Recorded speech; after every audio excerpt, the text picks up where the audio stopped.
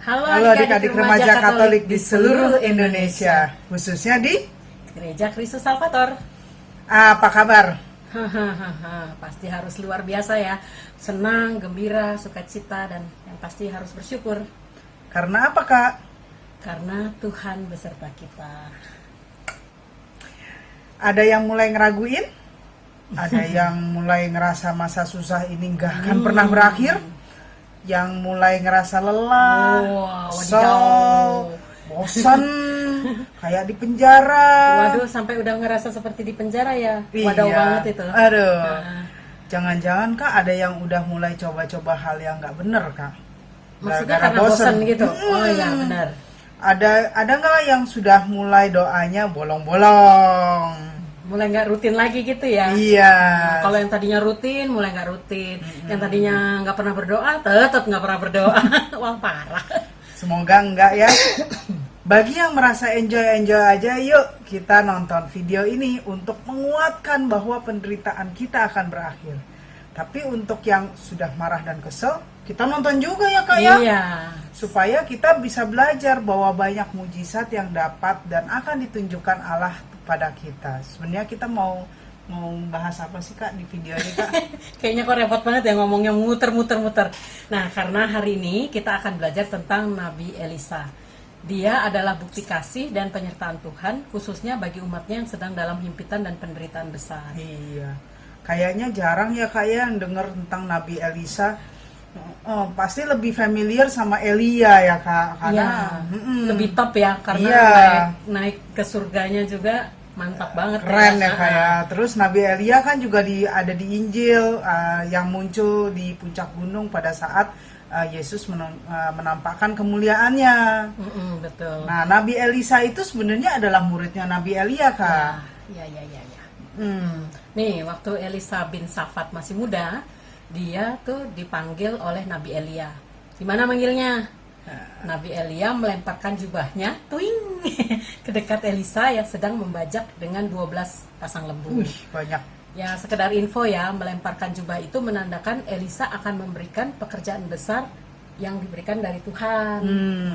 Terus nanggepin panggilan ini Elisa gimana Kak? Ya, pasti dia tidak ragu-ragu dan langsung menerimanya.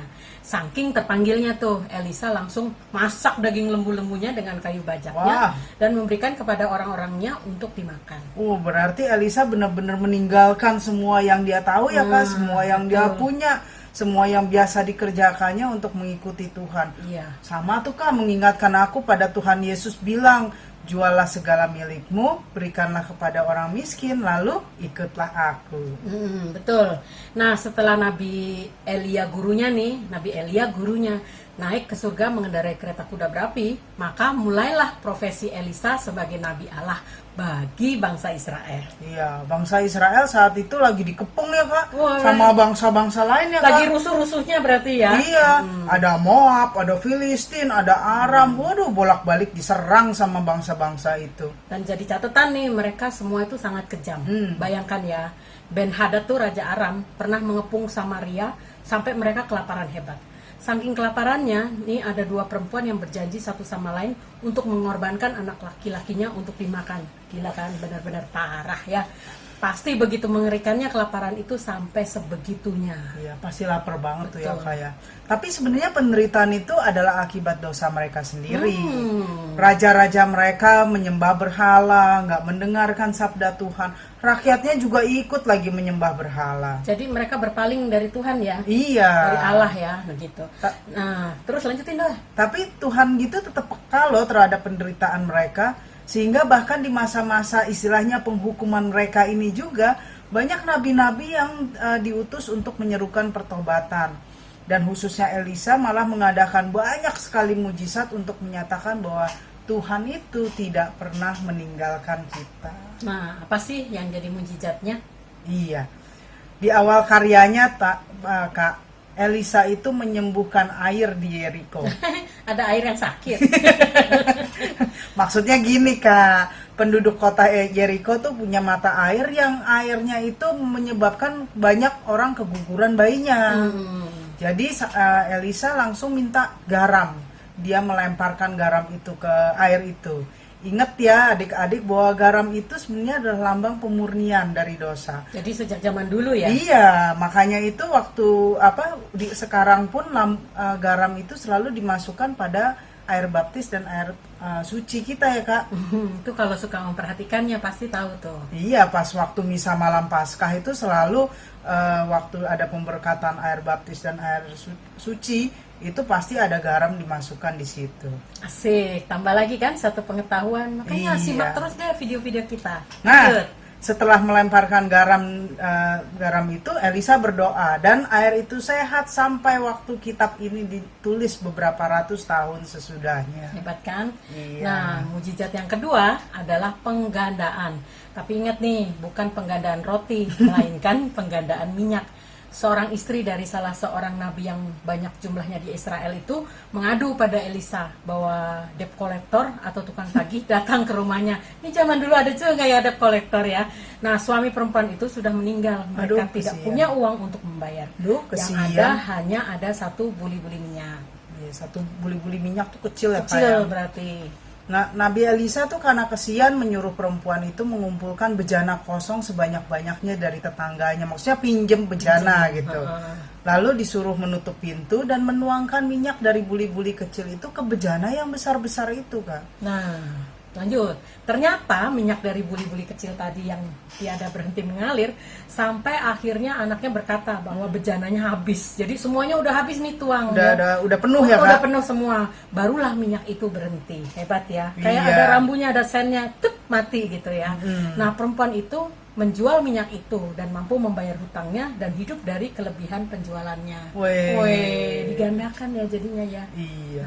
Terus mujizat Elisa yang ketiga itu berhubungan dengan perempuan Sunem. Sunem itu nama daerah Aduh, kayak nama orang ya. yang diwariskan kepada salah satu keturunan Yakub yang namanya Isakar. Perempuan itu sangat nurut sama Nabi Elisa. Tiap kali Nabi Elisa lewat daerah tempat rumahnya dia tinggal, perempuan itu pasti menyediakan satu kamar khusus di atas untuk Elisa. Kenapa? Karena perempuan itu tahu Kak bahwa Elisa itu adalah Nabi Allah yang kudus. Elisa ingin memberikan sesuatu pada perempuan yang baik hati itu. Makanya Elisa ngobrol dengan Gehazi pelayannya. Kira-kira apa yang dibutuhkan perempuan itu? Karena perempuan itu sendiri sudah merasa cukup dengan apa yang dimilikinya, maka Gehazi menjawab, ia tidak punya anak. Suaminya sudah tua. Jadi dia mungkin udah putus asa untuk dapat anak ya Kak ya. Iya. Ya, lalu setelah itu tahu begitu Elisa memanggil perempuan itu dan menubuatkan janji Allah bahwa tahun depan ia akan melahirkan seorang anak laki-laki. Aduh, Allah kita menjanjikan sesuatu ya. Yang baik ya Kak. Tapi suatu hari di ladang anak laki-laki itu ngeluh nih, kepalanya sakit dan ia lalu meninggal di pangkuan ibunya. Aduh, kesian banget ya, betul, Kak. kasihan. Nah, perempuan itu pasti sedih ya Kak. Pastilah Wen, kehilangan anak kan. Iya, lalu ia pergi ke Elisa untuk mengadu dengan kepercayaan Tuhan itu pasti membantu lewat Nabi Elisa. Lalu pergilah Elisa ke rumah perempuan itu. Elisa berdoa sama Tuhan, lalu membaringkan dirinya sendiri ke atas anak itu. Tubuh yang tadinya dingin itu jadi panas, lalu si anak itu bersin 7 kali Kak. Haji. Jadi yang meninggal itu bisa bersin Iya. ya, berarti hidup lagi dong. Iya dong, Iya. masa iya jenazah bersin Kak? Nah, mujizat Elisa yang keempat adalah membersihkan racun dari makanan ketika terjadi kelaparan di Israel. Wen. Ya, ia memasak segala macam sayur-sayuran dan tanaman liar yang ada di ladangnya bagi rombongan para nabi. Saking udah bisa gampang dimakan, bisa dimakan itu udah nggak ada ya Kak ya? Bener. Nah, yang ada aja masukin semua ke dalam. Ya itu benar, karena nggak ada sayuran atau apa saja yang bisa dimasukkan ke dalam kuali. Jadi dia menemukan apa ya udah dimasukkan. Iya. Ya. Lalu waktu mereka mencicipi, mereka berseru, maut ada dalam kuali itu. Iya, mereka nggak tahan soalnya kayaknya beracun sekali. Maka Elisa langsung ngomong, ambillah tepung. Tepung itu dilemparkan ke dalam kuali. Habis dicedok lagi, sayur itu udah bisa dimakan dan nggak membahayakan nyawa lagi. Aduh, Kak. kalau itu terjadi zaman sekarang ya, kita petik apa aja yang ada di luar, kita kasih tepung, kita makan ya. Iya. Nggak bakalan kelaparan di dunia ini Iya, ya. jadi- Tapi jangan menghayal hari gini Jadi ya. bayam tepung. Oke. Elisa juga melakukan penggandaan makanan walaupun jumlahnya tidak sefantastis Tuhan Yesus. Seseorang membawakan 20 jelai roti ya dan gandum baru, Lalu Elisa menyuruh membagikannya kepada 100 orang. Pelayannya jelas bingung. Iyalah. "Tak cukup ya." Tapi sesuai dengan nubuatnya, roti itu cukup, bahkan ada sisanya. Nah, mujizat yang berikut ini mestinya sih kamu udah denger, apalagi kalau kamu rajin ke gereja, soalnya dijadikan bacaan pada hari Minggu. Nah, seorang perwira bangsa Aram bernama Naaman menderita penyakit kusta. Ingat ya, di depan tadi Aram itu adalah salah satu bangsa yang menyerang Israel terus-menerus dengan kejam. Aram juga tidak percaya kalau Allah itu satu dan berkuasa. Mereka punya banyak dukun, punya nabi, punya ilah-ilah berhala mereka sendiri. Jadi ketika si Naaman ini penyakit kustanya nggak sembuh-sembuh, walaupun dia pasti pergi ke segala macam dukun sama nabi lainnya di bangsanya, seorang pelayannya yang kebetulan berbangsa Israel menyarankan ia pergi ke Elisa. Nah, ketika sampai di rumah Elisa, Elisa nyuruh Naaman mandi 7 kali di Sungai Yordan. Mandi 7 kali di Sungai Yordan. Nah, Naaman sebagai bangsa Aram dong ngeyel. Kok disuruh mandi di Sungai Yordan, sungainya orang Israel? Kata dia, emangnya nggak ada apa sungai yang bagus di Aram gitu? Kok mesti ke sungainya bangsa Israel gitu loh? Iya, kalau orang ngeyel tuh ya selamanya bisa kita ngeyel gitu ya, Wen, ya. Iya. Dinasehatin juga apalagi oleh orang yang lebih rendah dari dia, boro-boro Iya. dengerin biasanya gitu. Tapi nih, untung para pegawainya bijak dan membujuk dia. Kata mereka, kan Bapak cuma disuruh mandi aja kok, repot amat. Akhirnya, nah dia nurut dan tubuhnya langsung Sembuh ya, Kak. langsung sembuh karena dia masuk ke dalam sungai itu. Nah, saking berterima kasihnya nih, Naaman langsung bersaksi, tidak ada Allah di seluruh bumi kecuali di Israel. Untuk itu dia pengen memberikan banyak hadiah sama Elisa, tapi Elisa menolak. Ya, karena menolak, Naaman minta tanah sebanyak muatan sepasang bagal. Bagal tuh kayak keledai, supaya ia dapat mempersembahkan korbannya hanya kepada Tuhannya bangsa Israel. Jadi Elisa tuh nggak serakah ya, Nggak. karena dia tahu kehebatan itu bukan berasal dari dia, Betul, Kak. tapi dari Allah. Iya. Jadi justru dia ingin mempersembahkan korban pada Allah. Iya. Jadi bukan minta upeti. Iya, ya. dia pengen si Naaman itu berdoa juga kepada Allah. Nah, Lanjut, tapi Wen. pertanyaannya, Kak, kok minta tanah? Nah lanjut, Wen. Oh, aku nih yang nerangin. Kamu Ya. aja deh. Kok ngeyel? Ya oke lah. Iya, karena zaman dahulu tuh ya, ilah-ilah itu selalu dikaitkan dengan tanahnya. Jadi ketika membakar korban di atas tanahnya bangsa Israel, maka mempersembahkannya ya pada Allah bangsa Israel. Kayak amplop sama perangkonya kali Iya. ya, kayak tanah itu ya, Kak. Nah, Elisa itu begitu diberkati Allah sampai-sampai ketika sudah wafat pun dia masih membuat mujizat. Jadi dia udah meninggal gitu ya. Diceritakan tempat dia dikubur itu banyak sering perompak dari Moab. Lalu suatu hari ada orang yang pengen menguburkan mayat lain di situ gitu. Tapi begitu mereka melihat ada orang-orang Moab yang Ketakutan dong ya mereka. langsung dicemplungin itu mayat yang mau mereka kuburin ke kuburnya Elisa, kabur mereka langsung kan? Keterlaluan ya, dijatuhkan begitu saja supaya mereka bisa kabur Iya, ya. nah tapi ini kayak yang menarik. Begitu si mayat itu menyentuh tulang belulangnya Elisa, mayat itu langsung hidup, berdiri, langsung pergi. Hebat kan, Kak? Itu namanya wow. Nah, Nah, seru ya dengar cerita tentang Nabi Elisa. Tapi apa sih yang bisa kita tangkap untuk masa sekarang nah ini? itu, Kak. Nah, sama seperti kehidupan Nabi Elisa dan bangsa Israel di masa itu, kita pun saat ini sedang diserang berbagai persoalan. Persoalan penyakit menular, persoalan ekonomi, persoalan serangan dari agama lain atas iman Katolik kita, dan berbagai persoalan lain yang kita hadapi. Itu semua seperti membombardir kita. Dan seperti juga bangsa Israel, kalau kalian baca ceritanya lengkap nih di kitab suci, mereka juga mengalami Kalau baca keputusasaan. ya, Iya. makanya kita berharap mereka membaca ya. Iya.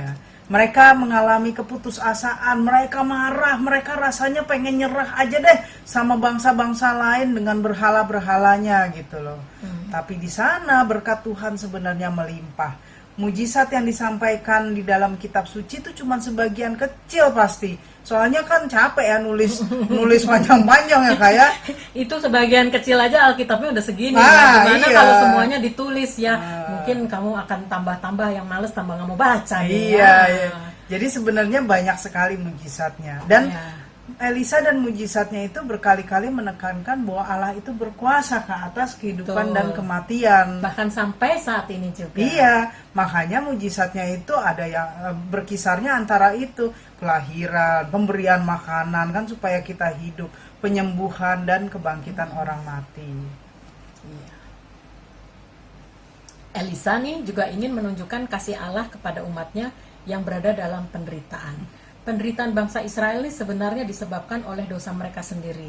Tapi walaupun bangsa Israel sedang dihukum akibat dosa, Tuhan tuh tidak meninggalkan mereka. Iya. Dari berbagai kejadian nih, Tuhan mengirimkan pasukan malaikat untuk melindungi bangsa Israel dari serangan iya, musuh. betul. Nih ya, bahkan dengan menyembuhkan Naaman yang adalah seorang perwira Aram pun, nih kan musuhnya Kesannya nih, musuh ya, Kak? kesannya musuh.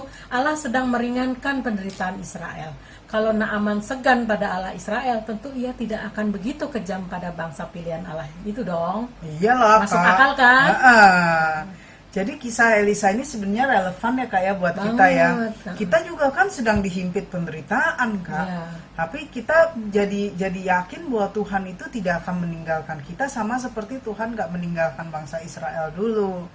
Cuman mungkin ada beberapa yang diinginkan Tuhan dari kita ya Kak. Ini yang harus disimak baik-baik ya. Benar Yang pertama, jangan menyembah berhala, berbaktilah kepadaku saja dan cintailah aku melebihi segala sesuatu. Oh kayaknya familiar ya Kak. Ini kalau yang udah hafal banget ini 10 perintah Allah langsung tahu. Perintah Allah yang pertama gitu. Nah, kamu udah hafal belum? Kak, aku pernah ajarin loh di BIR. Masa kamu lupa? Ya, oke. Nah yang kedua adalah percaya bahwa Allah itu berkuasa terhadap apapun. Dia berkuasa untuk membangkitkan, menyembuhkan, dan memenuhi kebutuhan kita asal kita taat padanya. Kata asal. Iya. Itu tuh benar-benar seklek. Taat kepadanya. Taat itu susah, tapi kalau kita mau, kita bisa melakukannya. Iya. Ya. Percaya yang ketiga nih. Percaya bahwa Allah itu mengasihi kita. Percuma dong ya kalau percaya bahwa Allah mampu tapi tidak mau. Iya. Seperti waktu orang sakit kusta yang datang kepada Yesus dan berkata, Tuhan, kalau Tuhan mau, Tuhan dapat mentahirkan aku. Yesus kan langsung berkata, aku mau, jadilah engkau tahir. Percayalah Tuhan mengasihi kita dan ia mau menyelamatkan kita. Iya, semoga dengan video ini kita dipulihkan iman dan kepercayaannya pada Allah Tuhan kita yang begitu mengasihi kita sampai-sampai ia memberikan siapa? Anaknya yang tunggal untuk menyelamatkan kita. Tuhan memberkati, sampai ketemu. Salam misioner.